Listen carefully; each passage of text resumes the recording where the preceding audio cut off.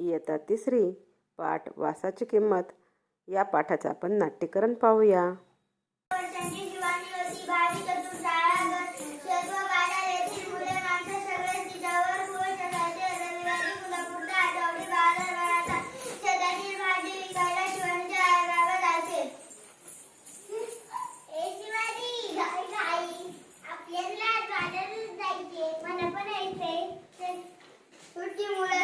शिवानी जायची. शिवानी आई बाबांना हिशोबात मदत करायची.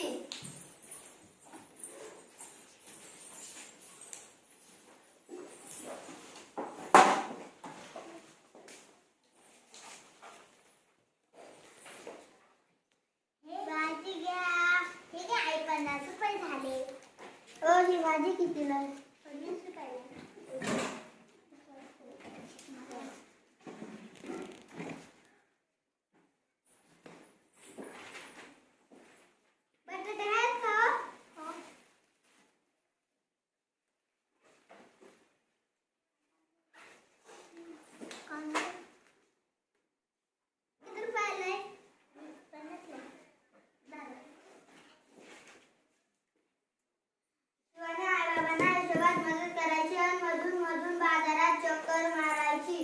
भजी किंवा भेळ खाणे हा तिचा आवडता उद्योग.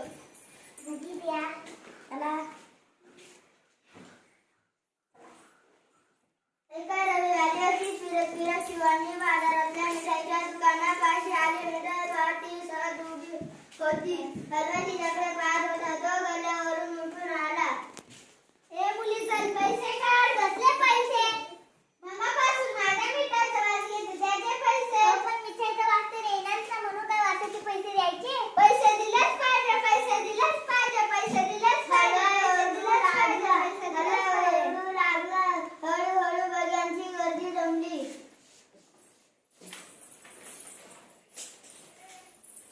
काय माणूस आहे वासाचे पैसे खुलाच दिसतोय. शिवानीला काहीतरी सुचले. थांबा, मी पैसे घेऊन येते.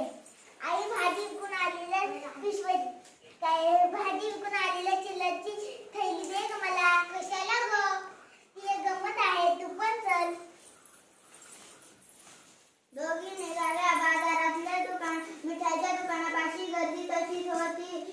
शिवानीने हातातली चिल्लर पैशांची पिशवी वाजवली. एकदा, दोनदा, तीनदा गुळगुळ आवाज आला. मिळाले का पैसे? कसले पैसे? कुठून मिळाले? मी तुमच्याकडून काय घेतलं? मिठाईचा वास, मग त्याची किंमत काय असणार? पैशांचा आवाज बरोबर की नाही? बरोबर. आता हलवायचा चेहरा पाहण्यासारखा झाला. शिवानी मात्र हवेची चिल्लर पैशांची पिशवी घेऊन निघाली.